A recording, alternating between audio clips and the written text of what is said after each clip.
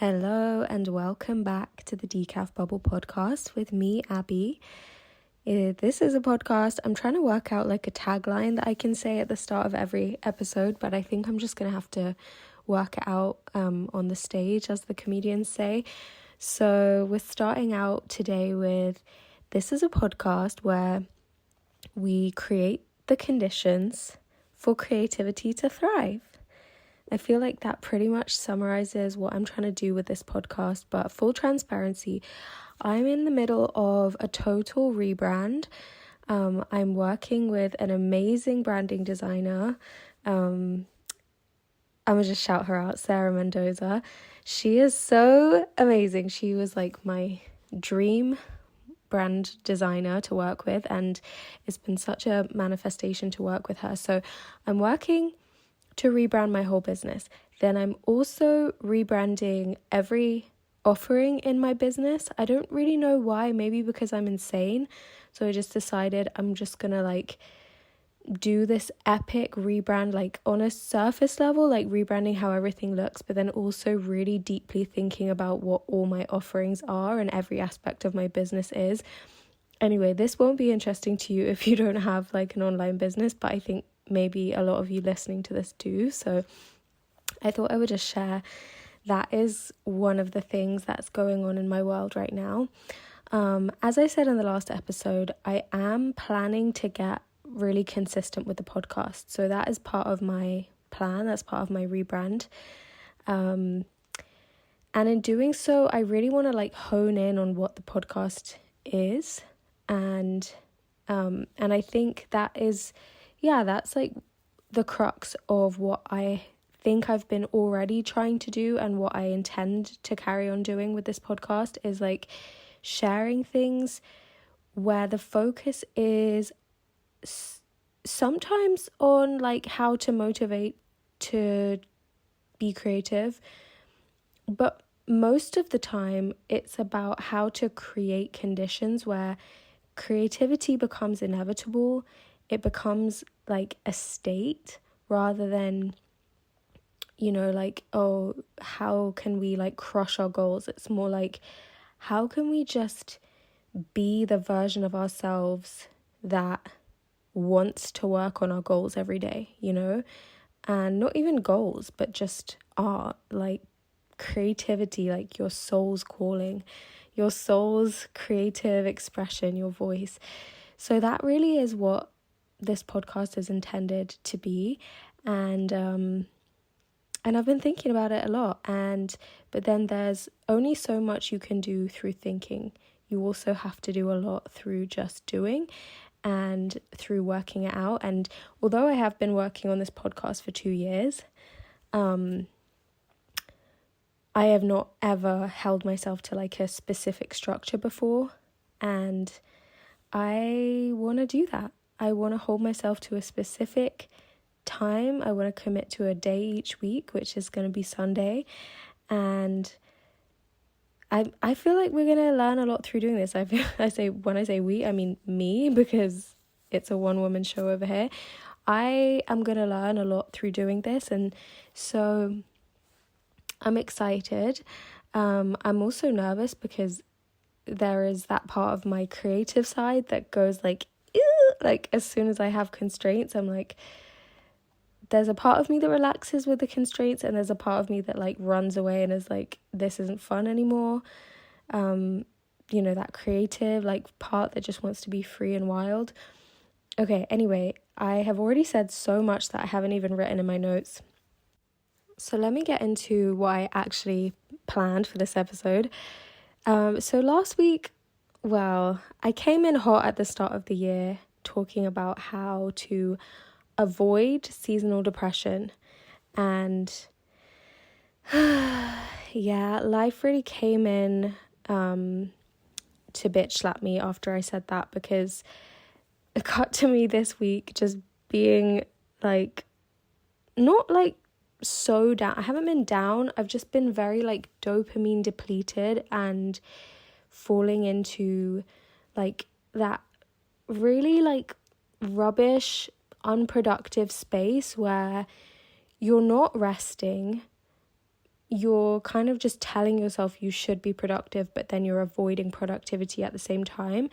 Literally what I was talking about in the last episode, like one of the things I was saying I'm going to do to avoid seasonal depression is if I need to rest, I'm going to romanticize the rest. Like I'm not going to avoid resting and then like snatch it back with like unconscious habits like scrolling and all of that kind of stuff. Anyway, cut to me doing that this week. I really had the best of intentions, and I think it's good to remind ourselves that we don't have to be perfect, and it's okay to have good intentions and still fall into the same habits that you were trying so hard to avoid. I think there actually is a bit of a silver lining to the fact that I have been feeling these, January blues this week, because it's helped me come back to a really core truth, something that is so central to why I started this podcast in the first place and why I started this business and why I really do what I do, because of what I'm going to share in this episode. So I'm going to share some personal stories, some experiences, some very core defining experiences in my creative journey so far, and really what it's taught me about vision, which is the theme for the bubble this month. So settle in. It's going to be quite a long episode, quite a deep episode, and hopefully this will really help you if you're already feeling that overwhelmed, overstimulated kind of feeling of the new year, just almost holding too much potential and too many options. And I think that's for me a classic thing. Is like, I don't know if this is a neurodivergent thing, but having so many tracks laid out in front of you and so much possibility, or like biting off so much ambition more than you can chew, and just being like kind of frozen, like getting into that like freeze state of like, wait, this is too much. So hopefully this episode is going to help you if you're feeling any kind of feeling resembling that. So yeah, as I said, I've been rebranding, I've been doing a lot of thinking, and I think I've almost overwhelmed myself, and I've gotten too stuck and bogged down in like that potentiality thing of like, there's so many potentials and so many options, and the creative freedom kind of freezes me in my tracks.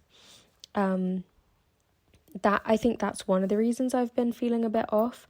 And I think when I was really thinking about it, and I still feel like I'm kind of in this headspace, so it's a little bit like I'm working it out as I'm talking to you, but I think a big part of this like funk that I've been in has been a very old, familiar, negative core belief, which, let me just say, used to control me.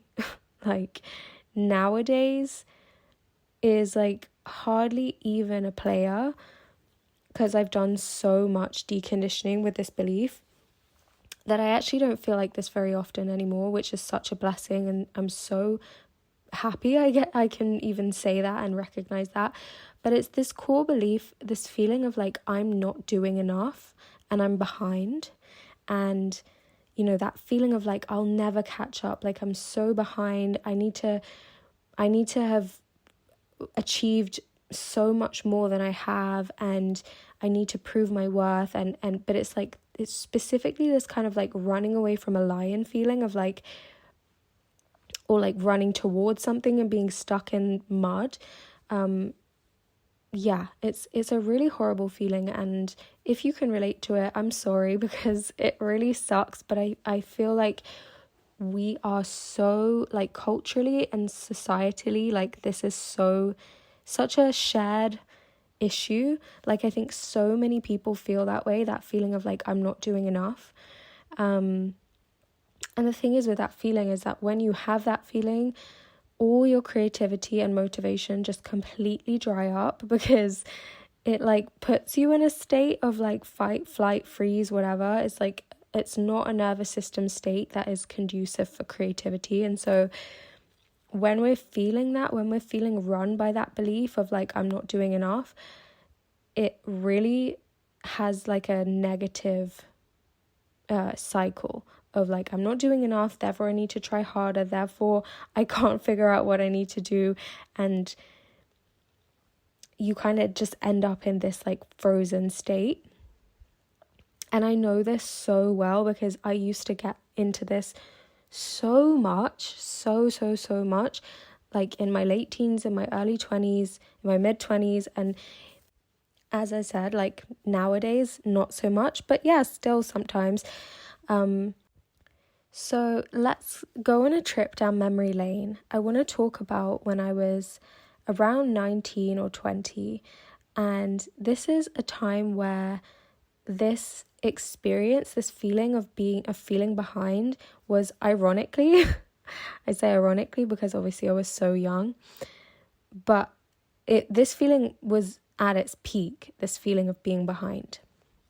When I was like 19, 20, I think it was a lot to do with the fact that I was in my gap year, but I ended up having 3 gap years. So I was in one of my gap years and I just felt like this constant feeling of like, I need to figure out what I'm going to do with my life and what I'm going to study and how I'm going to make my career. And it was such a source of anxiety. Like it actually caused really, really severe anxiety for me, which again is comforting to remember because of like how far I've come. Like even when I feel this feeling now, the amount of anxiety it gives me is so reduced compared to how I used to feel at this time that I'm talking about. So around 20, I believe it was just before or just after my 20th birthday.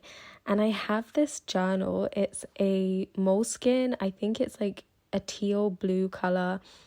And I can picture the exact journal entry. One night, I just sat down and I was in that state, and this like beautiful piece of writing just came through me. It kind of was almost like channeled, and it was called Cocoon Time, aka Stormy Weather. The stormy weather part was because I used to call my anxiety stormy weather, or like the storm. Like I would have this image of like the storm cloud coming, and I would be in the storm and I just had to like weather the storm. Anyway, this piece of writing was called Cocoon Time, and I was writing about this idea that like when the caterpillar goes into the cocoon, they have no idea what's going on. Like they are just confused, they're in the dark, they have no reference point for like what's happening to them. They think that they're just like maybe dying, or like they have no concept of what's going to come from this cocoon time. Obviously, like I'm not saying caterpillars actually feel this, I hope they don't. It's more of a metaphor, you understand. But this was so helpful for me, this image of the caterpillar going into the cocoon, and then the idea that like when we get through this cocoon time, there's always a new butterfly on the other side. There's always like this fresh new thing that's born, this new expression of yourself, of your soul, of your creativity. And when you're in the cocoon, like you literally turn into goo, like you're completely dissolved. It's not just the caterpillar in there sprouting wings, like the caterpillar literally is dissolved into goo and is transformed in that space, in that liminal void space, into something completely new. And yeah, I don't really know where or how that kind of came to me, but it was just this very poetic description. And maybe one day I'll share, the whole piece of writing, or I did actually make a zine about it like more recently. But I'll read you like a little part of the writing, because after I'd written like the description of the caterpillar and like going through this process, this emotional process of confusion, you know, feeling rocked and unsure and like completely unstable, then I went on to write like literally instructions for cocooning, like how to cocoon. And this became a practice in my life from that day forward that like I used whenever I felt that way. And it was incredibly profound, because not only did it bring me comfort in those moments when I was feeling that like storm passing, but I actually learned to recognize that the cocoon itself served this purpose of transformation in my life, where like the new version of me was being born. And so even though it felt really bad when I would be in it, I learned to actually recognize it as important and like the sign of something good to come. And that made it much easier to accept it and go into it, because I now had this like this metaphor for what was happening to me and this like set of instructions. So let me read this little part. It said, "The cocoon is sacred. The cocoon manifests itself in many different ways, sometimes as physical tiredness or lethargy, sometimes as lack of inspiration or motivation, sometimes as absolute confusion, hopelessness, or existential anxiety, paralysis. However it manifests, learn to recognize, acknowledge, and surrender to the cocoon. Your spirit knows what it's doing." And then I went on to say, "Cocoon time is permission for guilt-free rest and self-care. It is a humbling, a reminder to come back to the human needs for comfort and pleasure and well-being. Following basic instinctual needs are the fast track back to truth and clarity. Sometimes the cocoon lasts a day, sometimes more, sometimes it lasts just an afternoon. It's important to welcome the cocoon for as long as it needs to grow the beautiful new butterfly. When the butterfly is ready, you will know. It will be awe-inspiring some days and subtle on others. Leave the cocoon with gratitude. The cocoon is sacred." And then there's like a list of do's and don'ts. So let me read a few of the do's. Watch, read, listen to something that uplifts you, take a nap, be patient, be gentle, tidy a little, go on a walk, do the bare minimum and let it be enough. And then there's some don'ts, which is don't rush the process, don't pressurize yourself, don't forget to eat, don't go on social media, don't compare yourself to anyone, don't get into conflict or hyperfixate on issues of the world. And so this became a practice for me, as I say, that I returned to again and again, and I really learned to not like enjoy the cocoon process, because it never was pleasant, you know.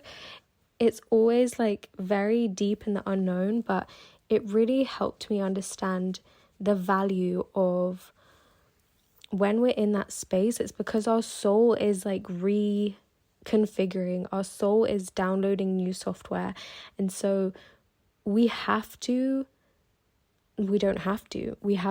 we have free will, but if we do surrender and submit to it, we can reduce our suffering in the cocoon so much, and we can actually enable that cocooning process to really like run its natural course and bloom into the butterfly, rather than just kind of getting stuck there.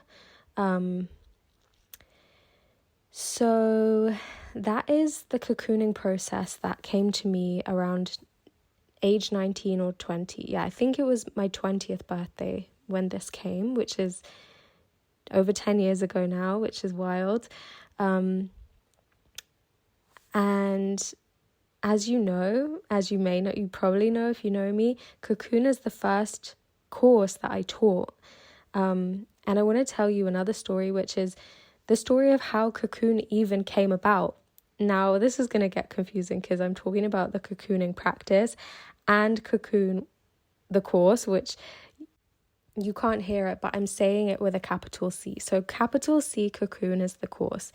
And the way that this course came, and really the business was born from this course, because it was the first thing I did. It was really the course that started this whole thing. The story starts at the end of 2022, actually, because at the end of 2022, I was feeling really tired of trying to make things happen in my life. I was in a place where I had been on a specific path of pursuing specific goals, right up until the pandemic. And then the pandemic had happened and basically stopped a lot of progress that I'd made in its tracks and shut down a lot of things that I'd been working on. But then it also really changed me. I think a lot of people had that same experience of being on one path, and then the pandemic came and it changed us. It really, nothing could be the same again.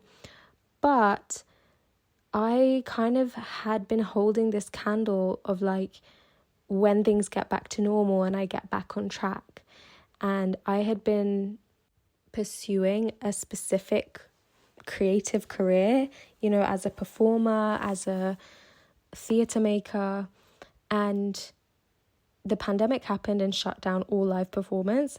And then as live performance started opening up again, I was just trying to work twice as hard to make up for lost time.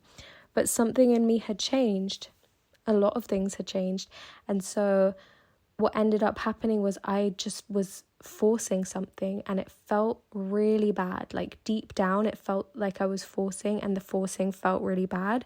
And so I got to the end of 2022 and I just decided I'm just going to give up trying, which sounds wild out of context, but for me, I had been pursuing and feeling so I didn't fit in, it was pushing a square peg into a round hole for so long, trying to fit into an industry, basically trying to make myself appealing to an industry that just didn't seem to fit me.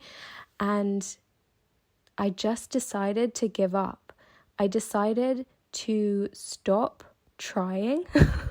I wanted to give myself a whole year of what happens if we don't try for a year? What happens if we just be? And this is, whenever I talk about this, I talk about my year of aesthetic pleasure, because 2023, my word for that year my phrase ended up being aesthetic pleasure. And I just decided for a whole year, I'm not pursuing any goals. I'm not trying to make a career happen. I'm not trying to be anyone. I'm not trying to do anything different or special. I'm just going to tend what's here already and pursue aesthetic pleasure, which is the pleasure of art, of beauty, as aesthetic inspiration, and the things that moved me as an artist. I wanted to give myself a year of pouring in, rather than what can I put out, what can I share, how can I impress everybody and create art. It was more how can I absorb art, how can I make my everyday life so aesthetically pleasurable and artful. And don't get me wrong, this wasn't about doing nothing for a year. It wasn't about I'm gonna sit on a sofa. People sometimes say to me how did you earn money? I'm I didn't stop working. I had jobs, I was working as a nanny at that time. I was also working in a youth theatre, and so I had, what else was I doing? I was also performing in my band, which I still do with my brother. So I had things going, but it was much more of an attitude shift of, I'm not gonna make anything happen. I'm just gonna see what flows to me, what is magnetized to me when I prioritize pleasure.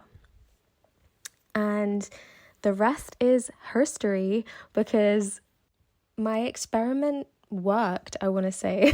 I don't want to be so black and white about it, but it really was an incredibly fruitful experiment, because at the end of that year, at the end of 2023, I had this idea for Cocoon as a course, and it didn't come with this energy of like, you have to do this, you have to start a business. It was just like this very clean, clear vision that just came to me. It was like a crystallized vision. It was almost completely downloaded to me in like one night. The whole vision for everything I needed to do, where the course would be, how many people would be in it, what kind of things we'd do, like what the purpose of it was. It was such a clear vision. And yeah, I executed the vision, as you know, probably, or maybe you don't know.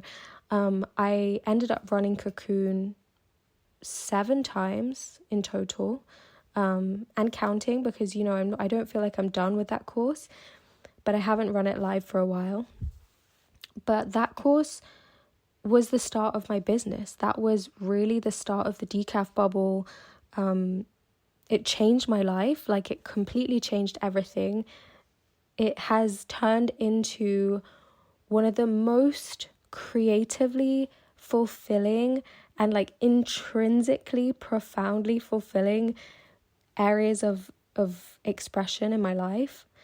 Like, I feel so enthusiastic about this course, this business, this podcast, everything I do, the bubble community.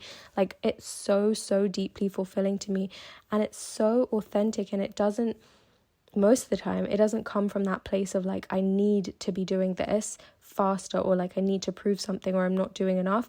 It comes from this very like organic creativity within me, which I only experienced in small amounts before this, and now I feel like it's like consistent. Like, I'm so blessed. I love what I'm doing.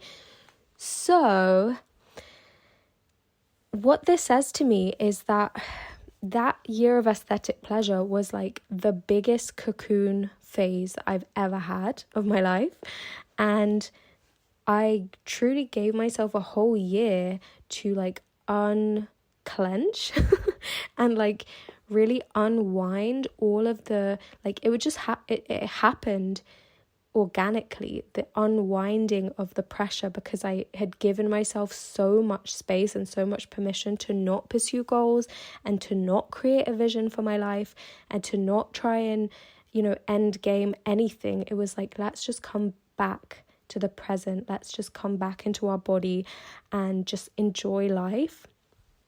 And I really did take so much pleasure in life during that year. I often think, damn, I need to do that more again. Like, I need to bring back some of that aesthetic pleasure, like prioritization, because 2023 was like so beautiful. Anyway, so the point I'm really trying to hone in on here is that when we talk about vision, when we talk about creating goals, having a vision, being tapped into our visionary part of ourselves, having ideas, that brightness of like the bulb, the light bulb going off, it's inextricable from the darkness. It's inextricable from the void phase, the cocoon. It's like the cocoon is the yin to the vision yang, right? They are one and the same. They go hand in hand.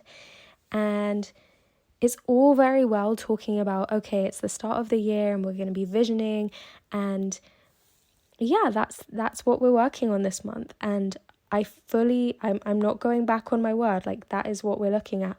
But we can't vision without going through the cocoon phase, without going through the void, without honoring winter. Like, what really does that season represent? It represents the darkness, the emptiness, the trees being bare, the lack of fruit, the lack of harvest. And we can't beat ourselves up when we forget this, because our culture, like the Western culture, is so conditioned out of these ways that those of us who are learning to live this cyclical way again, this like healthy, natural, earth connected way of productivity, where it's not just a steady incline, like it's a circle of life, we don't have a huge amount of support for that. So we can't be hard on ourselves. Like, there's nothing, structural, like there's nothing institutional where it's like everybody is living that way around us and supporting that kind of way of living. Like, we're going against the grain to live that way. And so, yeah, just having self-compassion, having patience with ourselves when we forget and when we fall back into that old conditioning of like, I have to be productive, like I'm falling behind and blah, blah, blah, blah, blah. It's so hard, but like just finding these metaphors like the cocoon and remembering like vision is born in the cocoon. Like authentic ideas and authentic vision is born in the cocoon. It's born in winter. So if you have like no idea what you want to do this year, maybe that's perfect. Maybe you don't need to create a vision board right now. Maybe you just need to actually let yourself be empty and like just do the bare minimum and like nurture yourself in a really present, loving way, and just wait in the silence, wait in the darkness for that vision to come through. And it's just so classic. Like every time we relax and we just allow ourselves to surrender to the cocoon, that is when we have the best ideas and we feel that rush of like enthusiasm and the spark coming back. So yeah, when the cocoon comes, let it be, let yourself be in the void.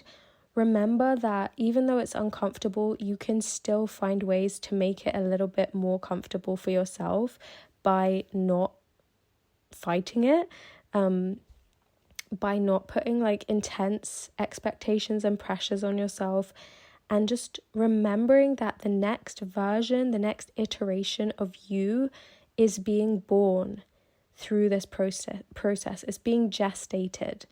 It's gonna come and you're gonna know when it comes, you're gonna feel it, and it feels so good when that moment comes when you're like, oh yes, that's the idea, or like that's the vision or whatever.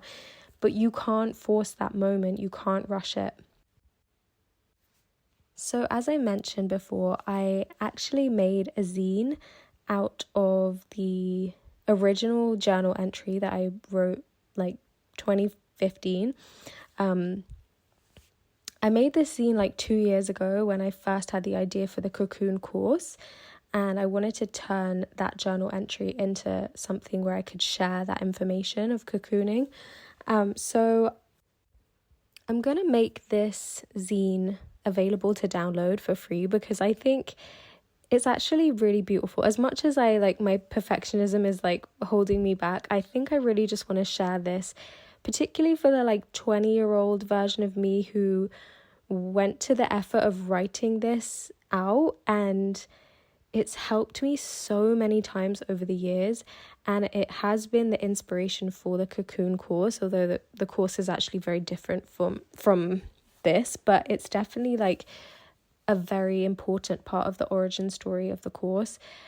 So yeah, I'm gonna make this available to download so that you can print it out and you can read my instructions for cocooning, the do's, the don'ts, just the like philosophy of like the cocoon process. And I think I've heard other people saying a similar thing to this, and I think there's some real universal truth in this. It's like it's a nature metaphor for a truth, an intrinsic truth about the way that creativity works. So I hope that you enjoy the zine if you download it. I hope you find it helpful. And I hope this episode has been helpful. If you're in this space right now, this space of not knowing, of feeling overwhelmed or frozen in the face of options and potentialities in front of you and feeling overwhelmed by that, it will pass. I promise you it will pass. And the more that you surrender to it, the easier that process will be on you and on your system. So before I go, I just want to make sure that you know, inside the bubble on Tuesday, I'm teaching a class on vision. It's called Clarifying Your Vision.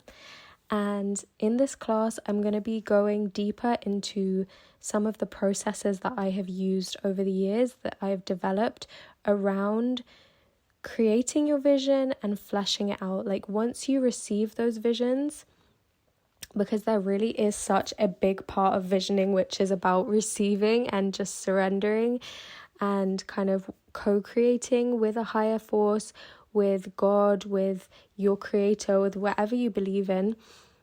Once you've received those visions, like how do you relate to them? How do you do them justice and stay connected to them through the process of working? Because it's, all very well receiving a vision, having a great idea, but how do we stay connected to our vision throughout the process when it starts getting into that nitty-gritty and it's hard? Like, how do we actually realistically, sustainably get to the finish line with our visions, and stay true to our visions and stay in touch with our visionary part of ourselves throughout that process? I just have so much to say about it. I knew that it had to be a class this month. So that is what we're going to be doing on Tuesday in the bubble. And there is currently a 7-day free trial to join the bubble.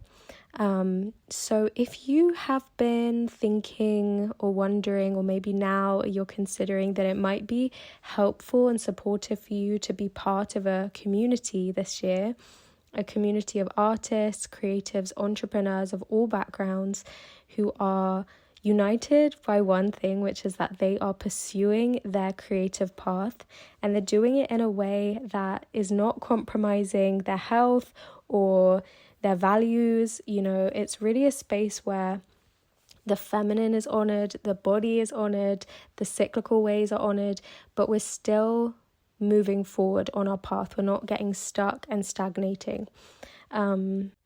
So yeah, if you are lacking creative community, and if you know that you could benefit from having a community, having some accountability and camaraderie as you pursue your creative path in 2026, then come and check out the bubble.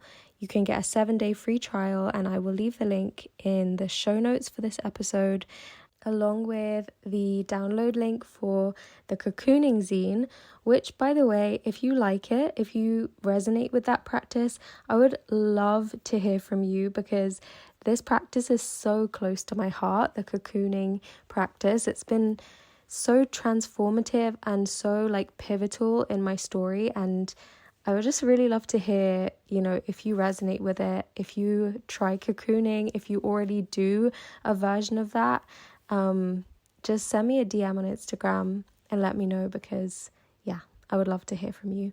So I will speak to you next Sunday, and until then, keep well. Bye.